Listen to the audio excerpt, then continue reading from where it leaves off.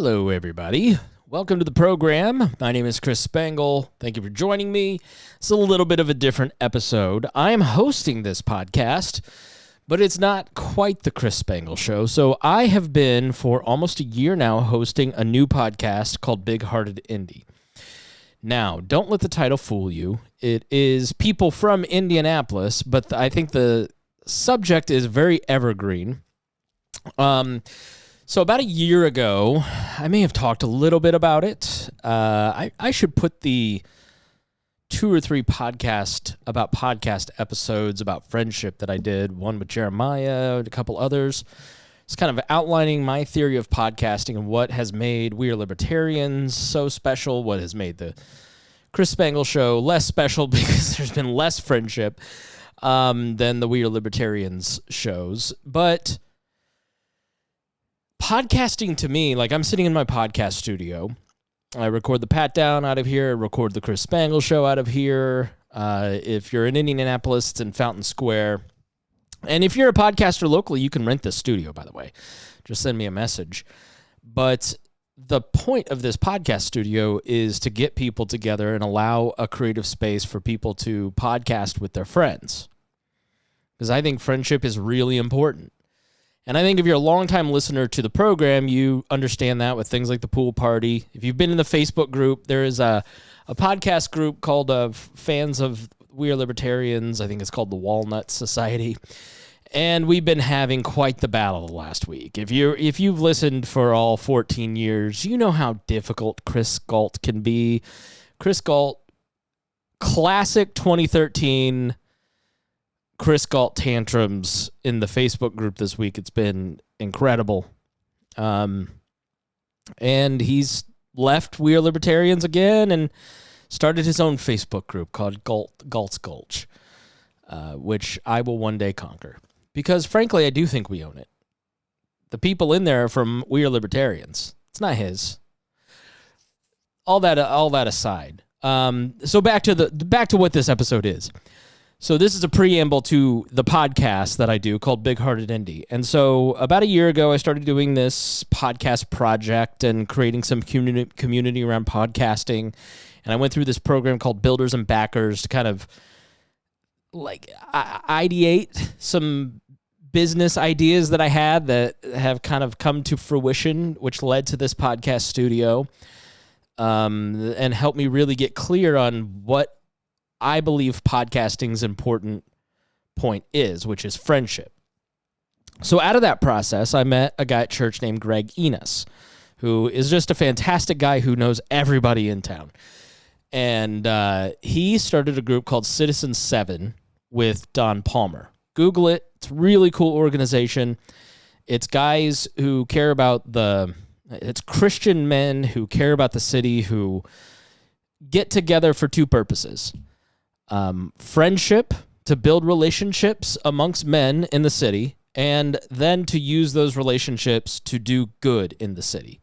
So I think if you understand anything about me and about this program and things we've talked about, it's about men's health, it's about men's friendships, it's about relationships, it's about civil society, it's about creating things of value, helping people, charity, nonprofit organization. It's just a really cool organization that I've been glad to be a part of.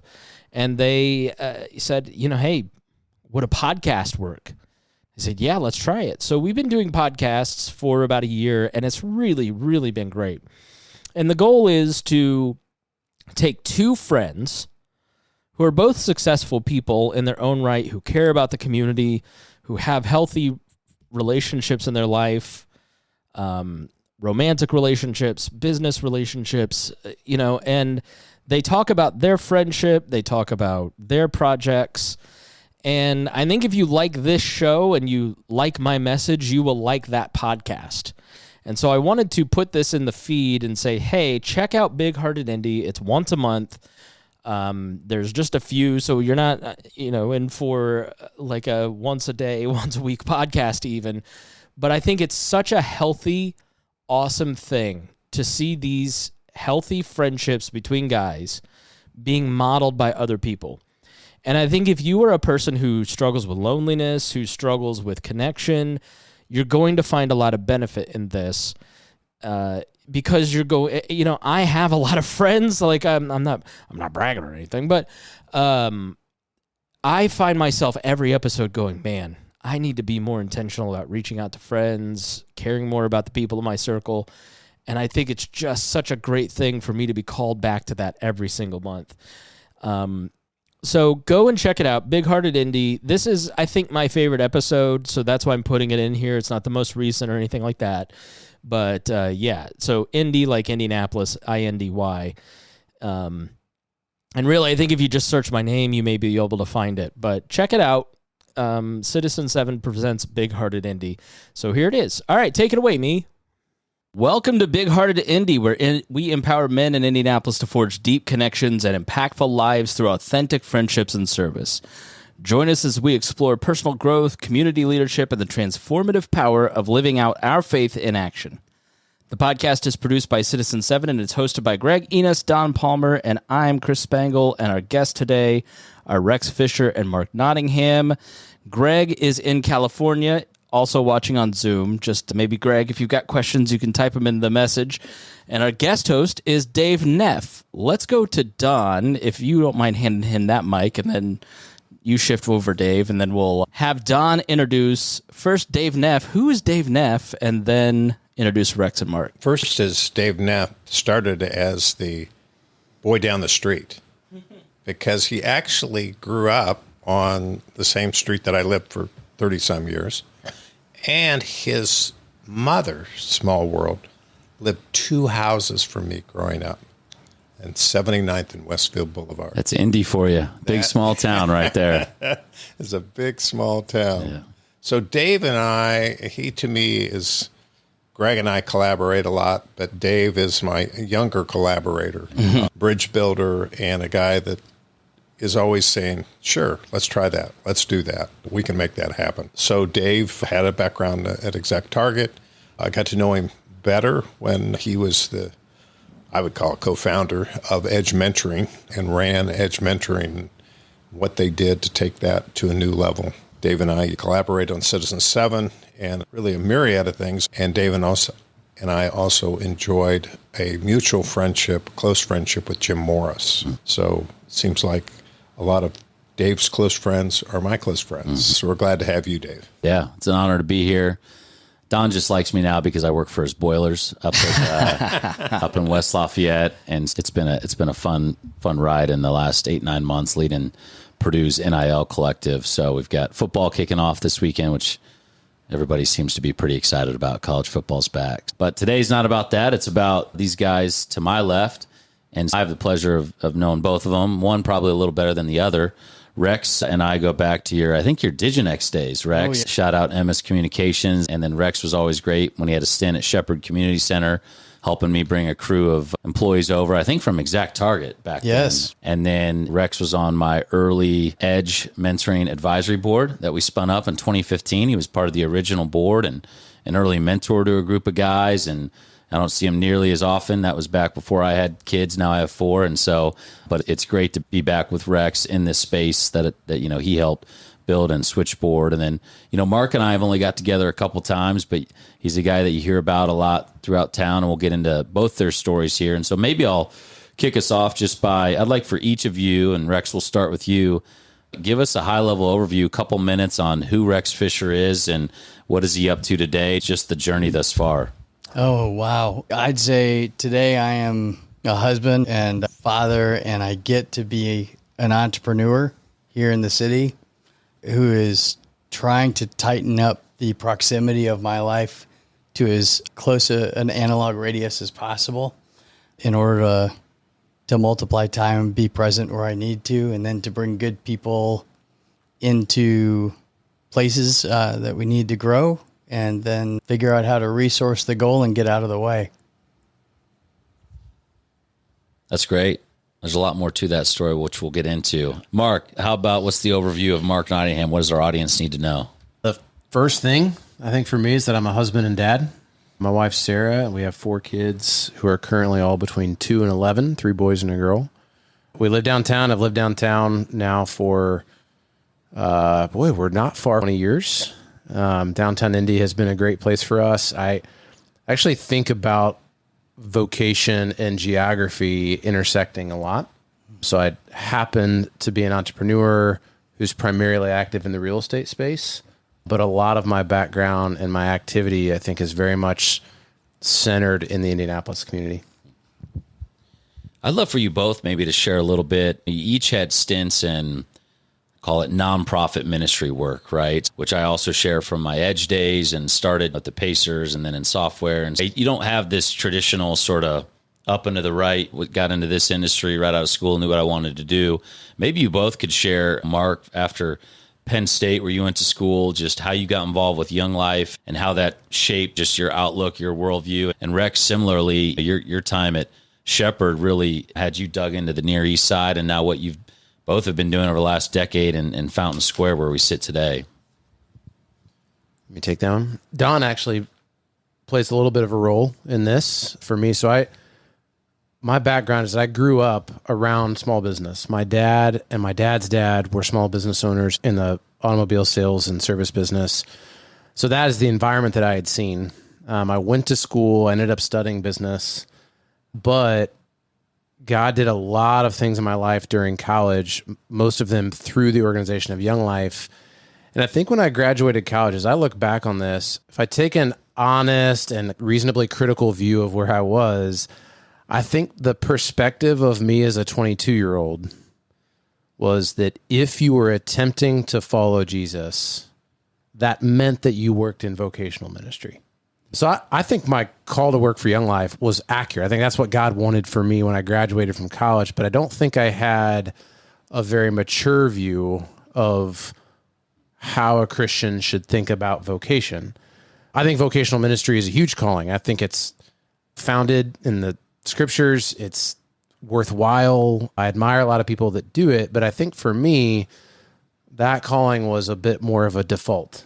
4 years in, was working on a seminary degree, had worked for Young Life, had a great experience, but couldn't shake this reality that I think I was built to be a business owner. And I had some really good examples and mentors, and I would count Don on a very small list here of people working in the business community.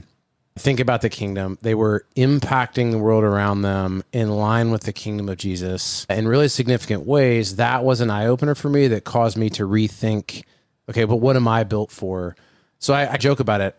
I tried to move away, to run away, I guess you could say. I'd been around small business.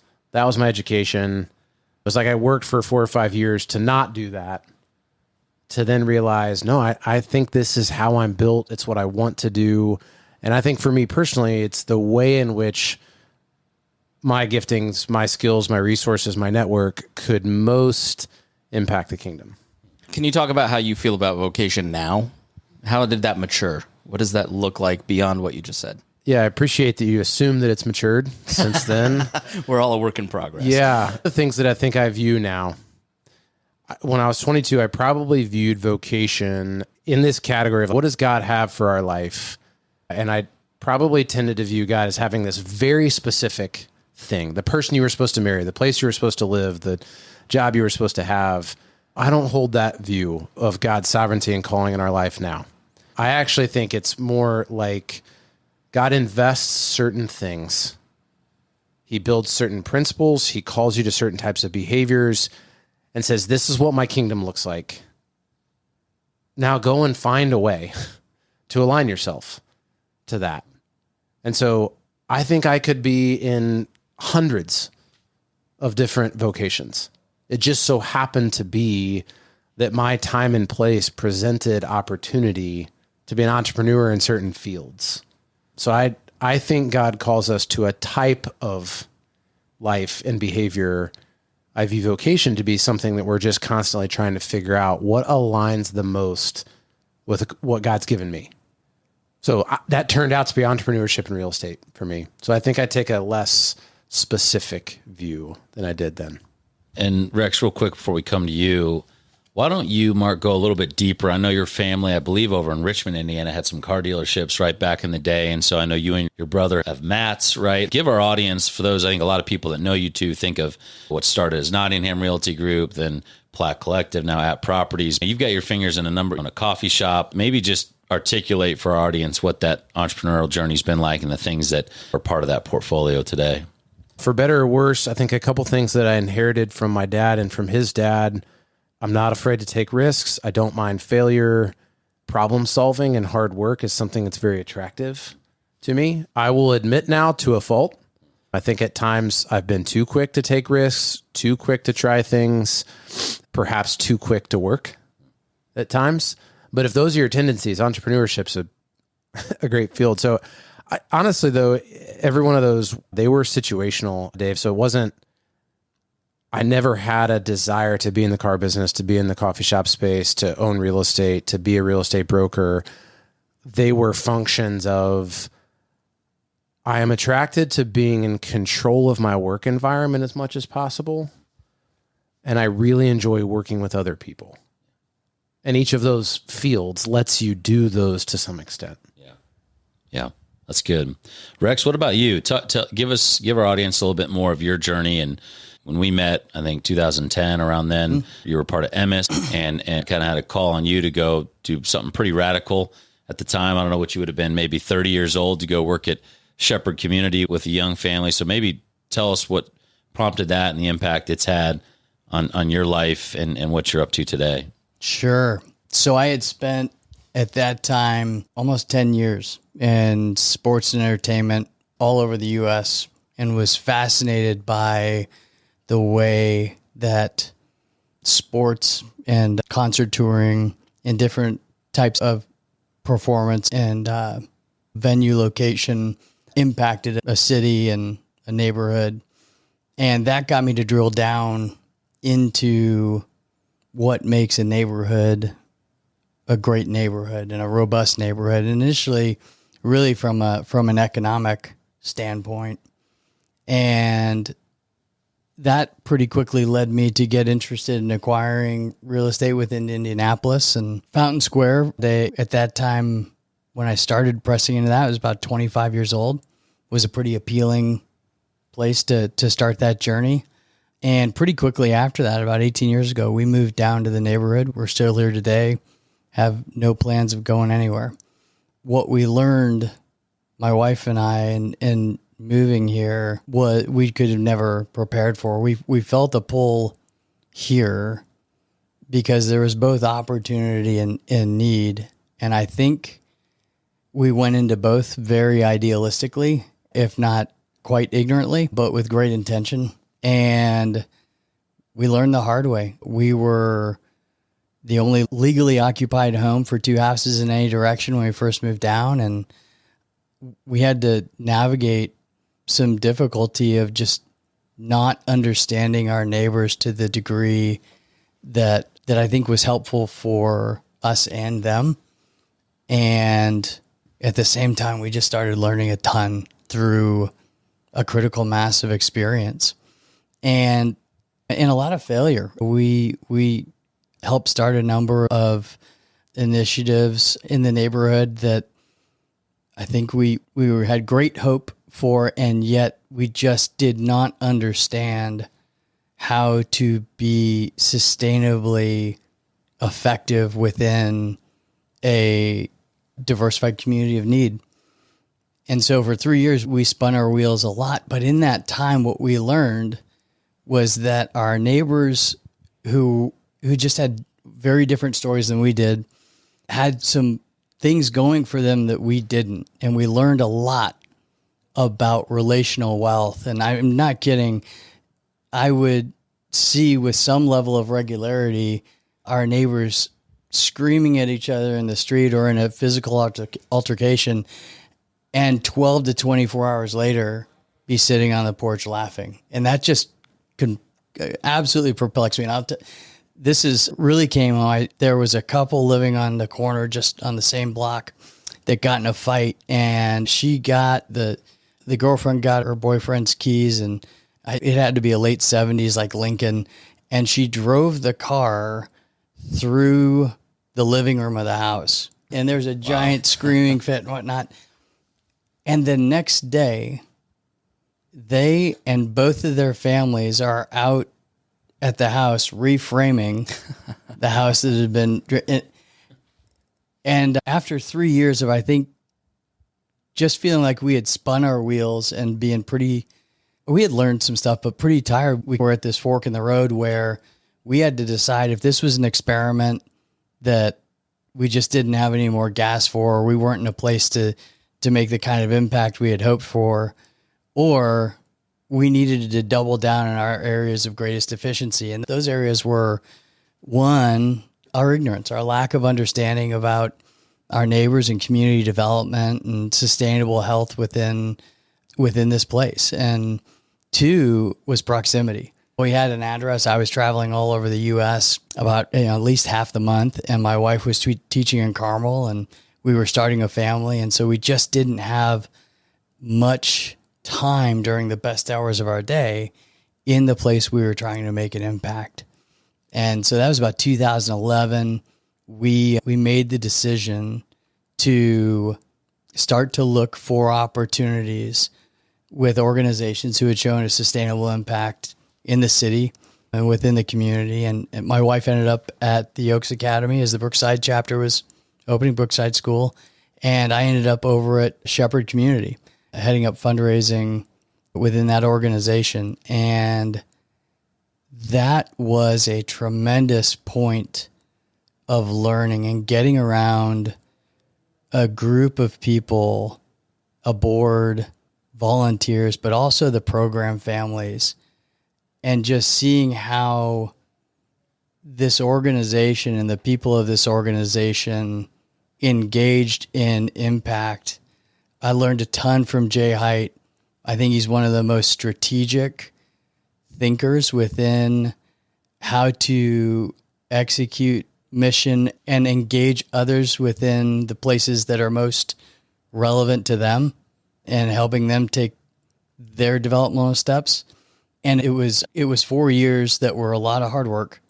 And I'll say where I was really not great at maintaining my own work-life boundaries, but unbelievably impactful. And my wife similarly at the Oaks. As a matter of fact, today we have one kid who is 7 years old when I started at Shepherd in program, who's now working with us every day and in transaction management. And she's amazing. And another who I think joined us when he was 12, who's now one of our top leasing agents and starting out his realty career within the last 12 months. So I had that experience. Then I was at a fundraiser with my wife for Camptown that we'd been invited by some friends who were about 15 years ahead of us. And out of nowhere, the friend of mine who had invited us turned and said, "Don't be an absentee husband and father. You have a lot of stuff that you're doing. I wasn't there when my kids were growing up. You need to be around." And our eyes locked, and I'm looking at him, and the one thing I knew I wasn't going to do was look at my wife. Had she been mentioning something similar? Only for a decade, right? And we already were feeling this pull that we knew I was going to be able to do more. We were going to be able to do more together in the for-profit world than vocationally in the nonprofit, just from our makeup and strengths and passions. And we walked out of that, and my wife said, "We need to talk," and didn't even and I said, "I know, I'm done." But we knew we were heading into this next chapter. And like the next week, Mark calls up. We had an initial meeting and says, "Hey, you should really come over and do this. Let's hop over and join the brokerage and basically come join the party." And I did, and have really had to spend a lot of time learning about how to create the margin for presence coming out of that, and then to use that time building within relationships and whatnot. I think that's something that probably, I would guess, most of our listeners struggle with. That calling, the desire to build and create, but then also you are the head of a household. You have kids that depend on you, a wife that you have to date and love and be present for. How have you two found that balance? And what were some of the struggles to get there that you had those wins and said, all right, this is fantastic? I haven't found it yet. I think it's a constant improvement process. I think there's like one stage in life where I was married without kids.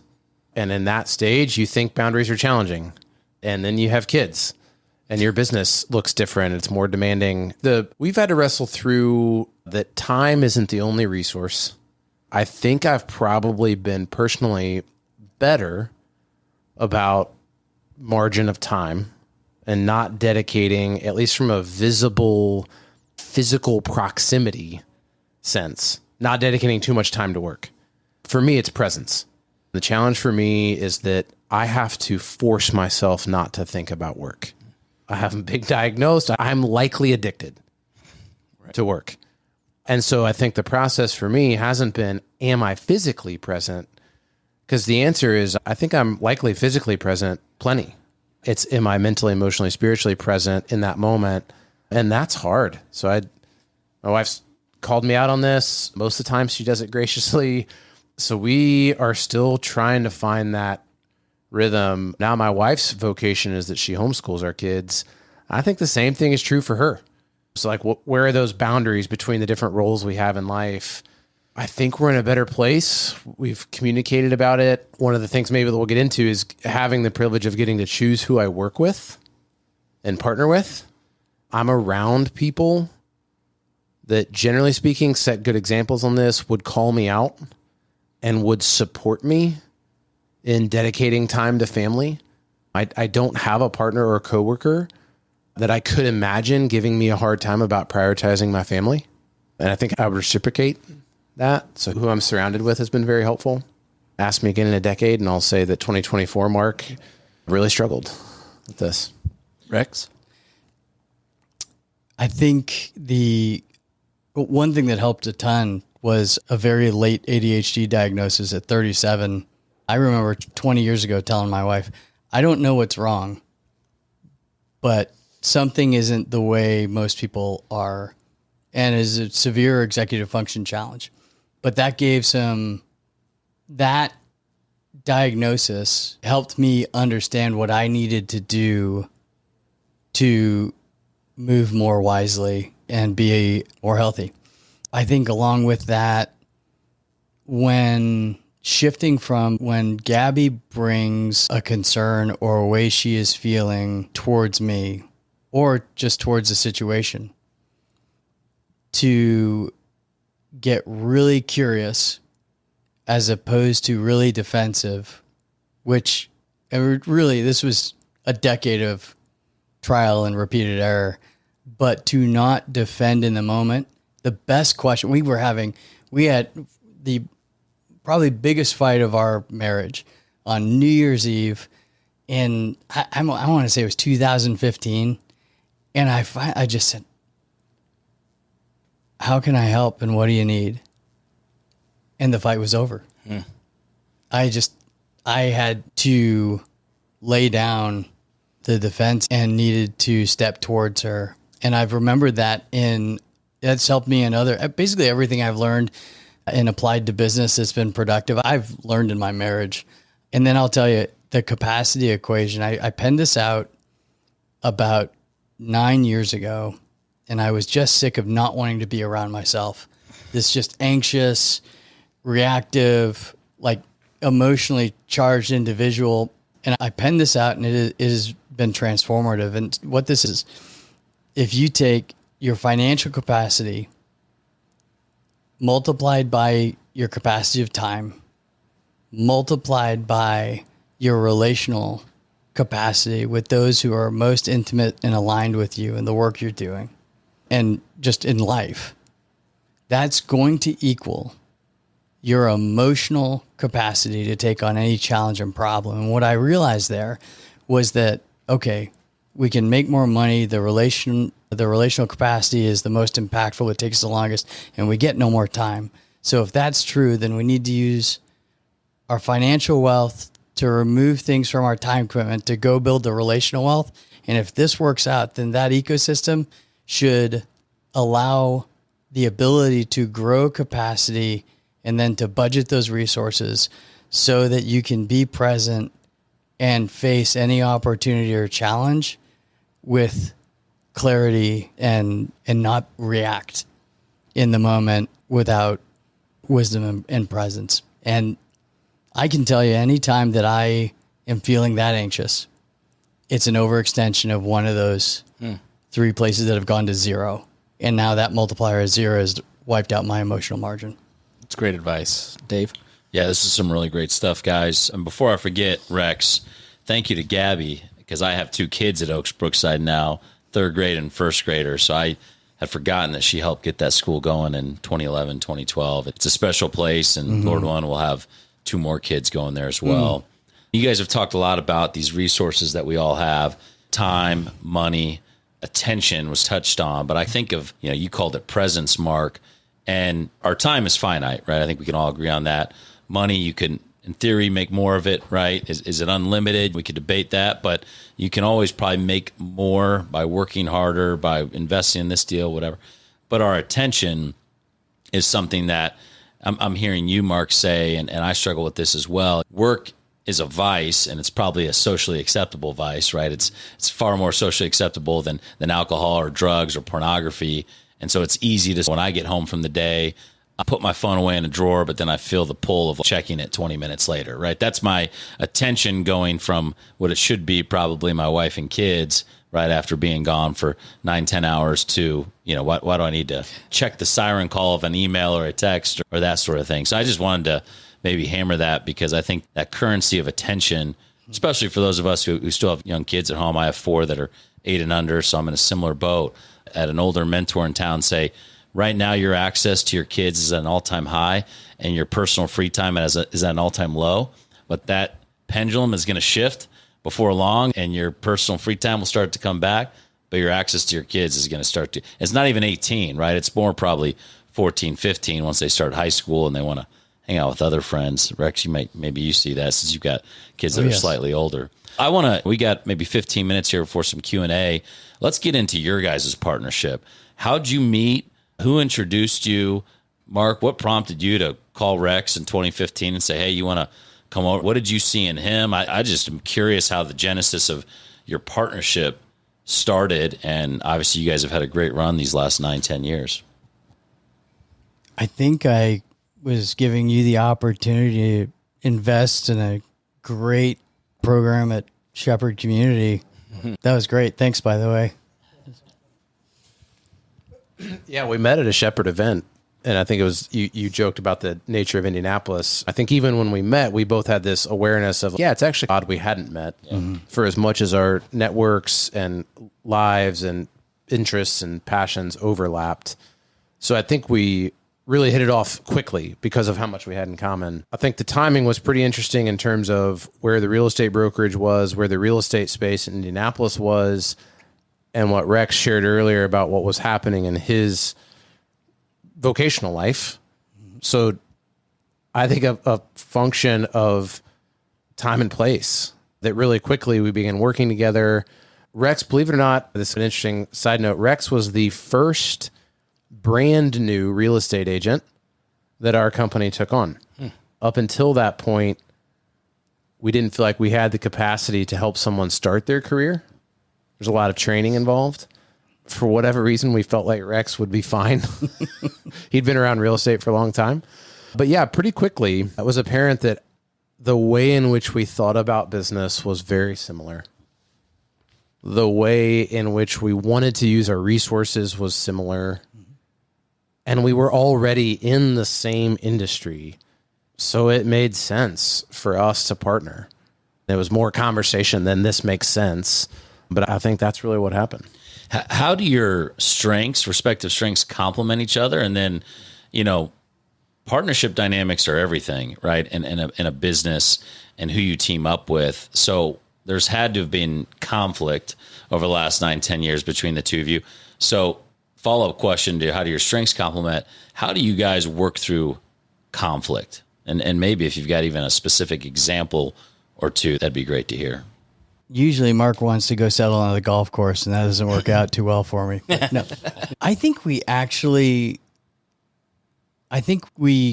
converse very well. I don't know that Mark and I have ever had a toe-to-toe fight. I really appreciate that. It's one of the things that I really valued, and is just, I think, a culture of the organization that Mark has just led out of who he is as a person.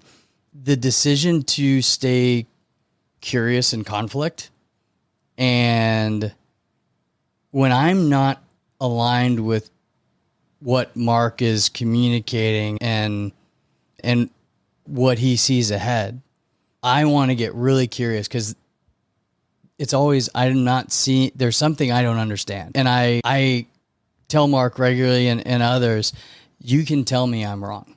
You can push back. I want you to. And Mark does a really good job of doing that with conviction, but not condemnation.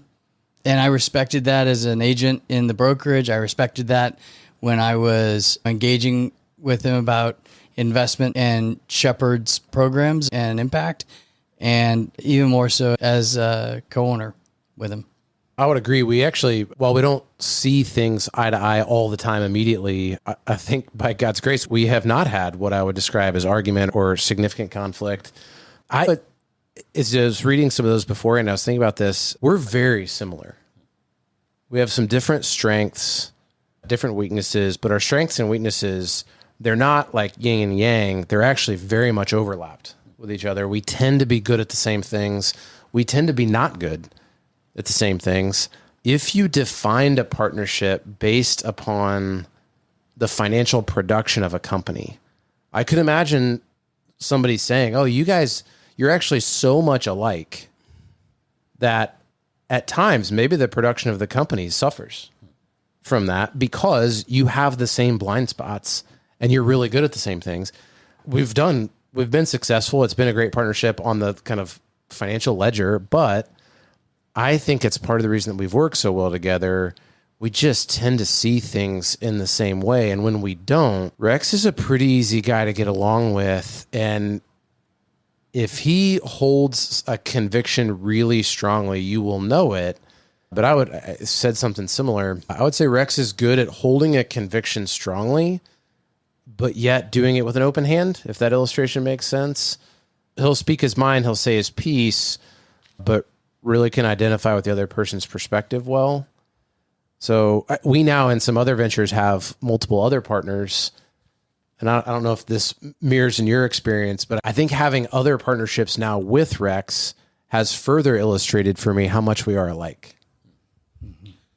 What would you guys say you've both obviously hired a bunch of different people, you're high capacity leaders. I would love to hear what's a secret sauce for each of you, whether, hey, we look for this when we're out hiring, or even how you manage your time, how you manage to keep all these plates spinning. Maybe give us a piece of wisdom or two just that you've earned through your experiences, a secret sauce. And one of the things that come to mind, both in our partnerships and some of the things that I've done separately and Rex has done separately, high quality people around you. Neither of us are in an industry that has a really complex profile of knowledge that you need. We're in human industries, and the right partnerships make a huge difference. And so I'll just give you an example here. I've been involved in Foundry Provisions, a coffee shop here in town that we opened 12 years ago. It would be foolish to attempt to take any credit for the success of that coffee shop, because it's not true.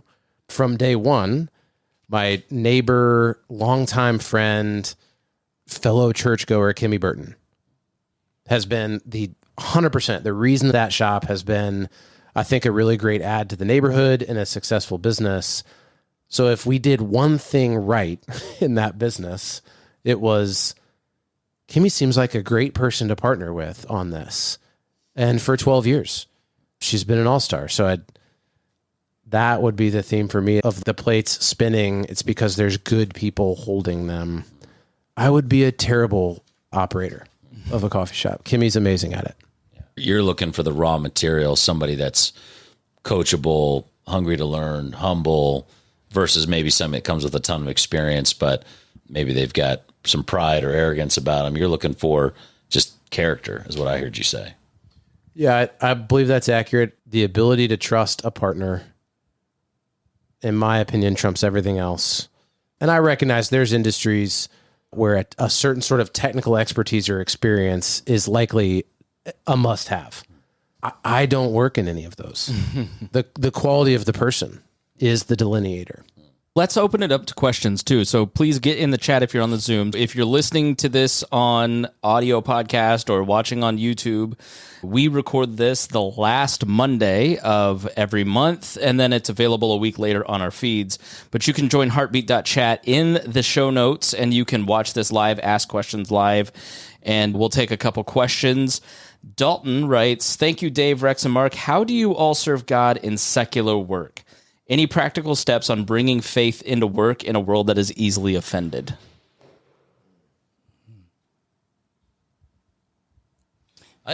If I know Dalton, shout out Dalton Rogers, great young man here in Indy. I think that's Dalton. I don't know. Yeah, Dalton Rogers. Okay, yeah, gotcha. Yeah. Dalton, I would just say, as somebody that grew up very churched in a Baptist sort of setting, a lot of good things, but probably some things that I'd probably leave from a fundamentalist, at times legalist view. And so I don't really have this secular sacred divide in terms of how I live my life. The greatest gift of the gospel is I can take it anywhere, right? No metal detector is going to pick it up. No, nothing like that. It animates everything I do. And does that mean that I'm asking to pray before every breakfast or lunch with someone in the business? No, sometimes that happens. Sometimes it doesn't.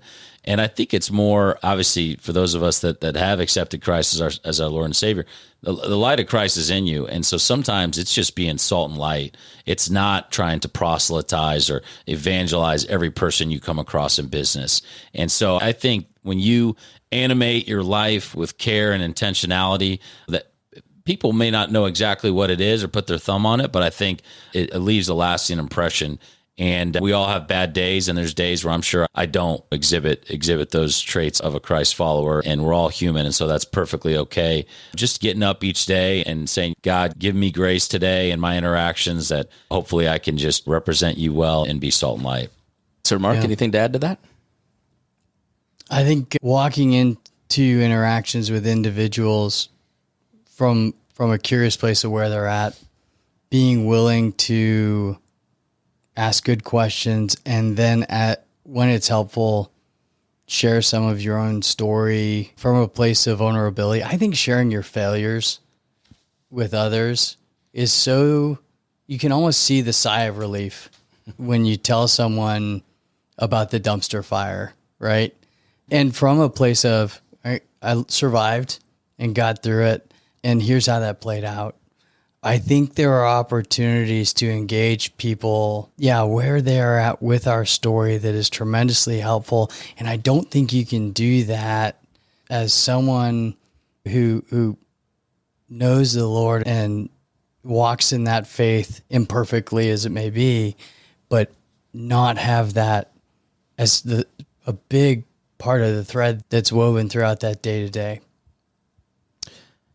So while we're waiting for more questions, I have a question. You earlier said you moved to Fountain Square and had a challenging time. I'm thinking about my family's progression. Start near the city, move to Plainfield. Now they're in Amo, right? Getting further out. That's almost the reverse trajectory of start near the city and move outwards towards the suburbs. You both have invested your time, energy in the city. I went from Plainfield, Greenwood, to living near Mark down in Fall Creek Place. I love it. It's totally changed my view of city living, of so much. Why invest in the city? Make the case for living in the city and working in the city, especially through the lens of the gospel.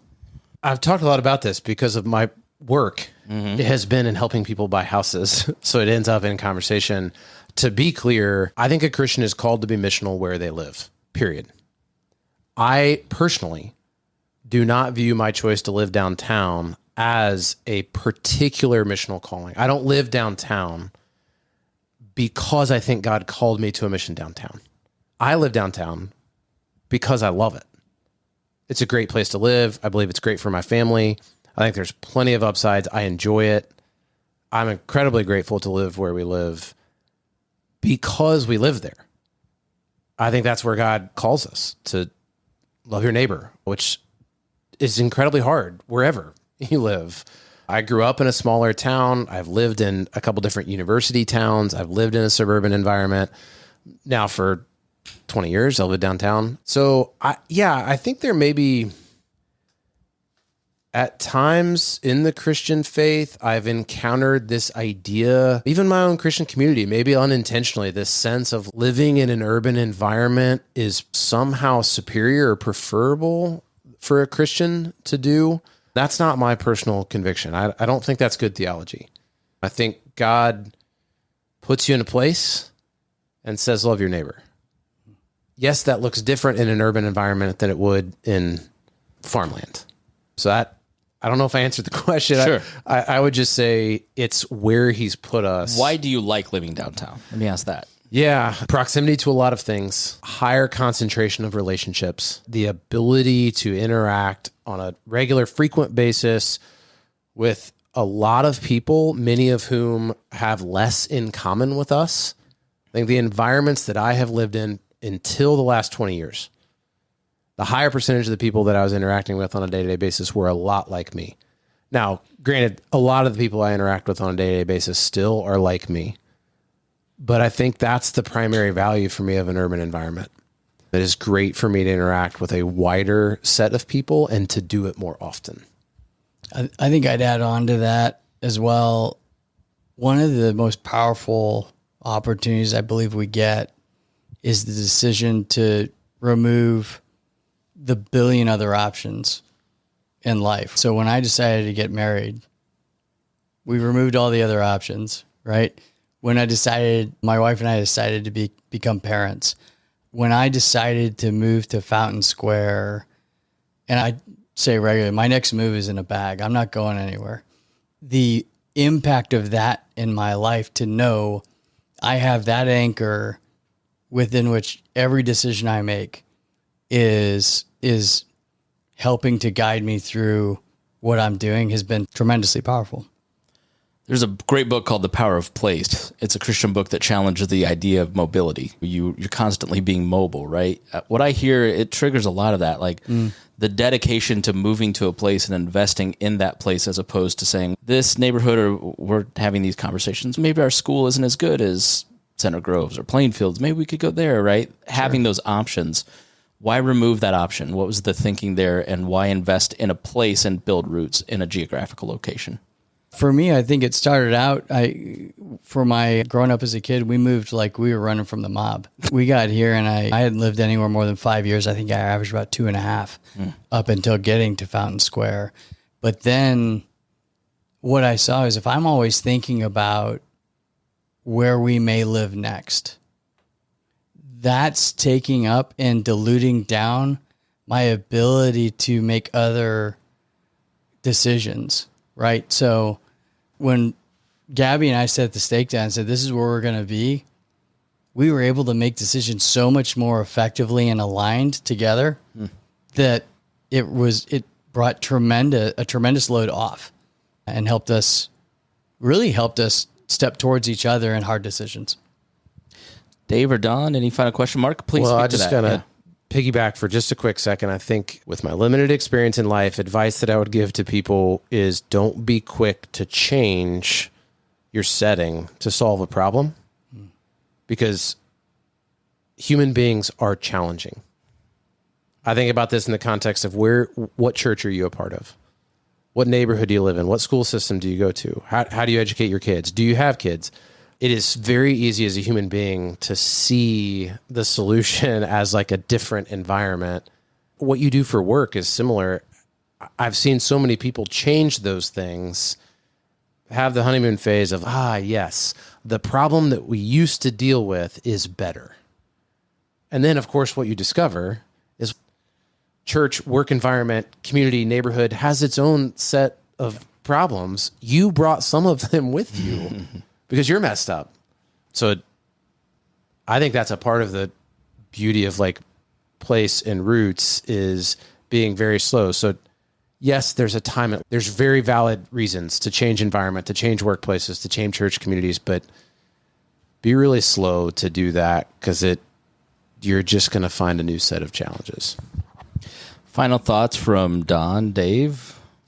Anything you'd like to say or ask? No, this has been great, guys. We also live in Butler, Tarkington, and I think your comments, Tim Keller, God rest his soul, once talked about marriage being a covenant relationship versus dating's consumeristic, right? You're like, better comes along, I'll drop this and swap it out for that. And so I think that same framework can apply to how you dig in with a church or a neighborhood or a community, a school community for that matter, doesn't mean you're never going to leave this church, but to really say, hey, despite sort of the ups and downs, we're committed, we're in a covenant. That's why churches have covenant members, right, to being here. And so I think that's a really good word. So much of our society, unfortunately, people just, opt in and opt out based on if they had one bad day. And so it's okay to have a healthy struggle. With 4 kids, it's something I'm trying to model and impart to them, that you're not just going to win at everything in life. It's good to live in that healthy struggle, and that's a lot of life. Yeah, a world of algorithms that are constantly suiting our needs isn't always healthy. Don? I would say, as I was struck by the conversation and by Dalton's question, that one way I think to bring Christ into the workplace is on your knees to start the day. And that sounds really simple, but I can't tell you the number of days that I do my workout, that I have an 8 o'clock meeting and think, I forgot that step.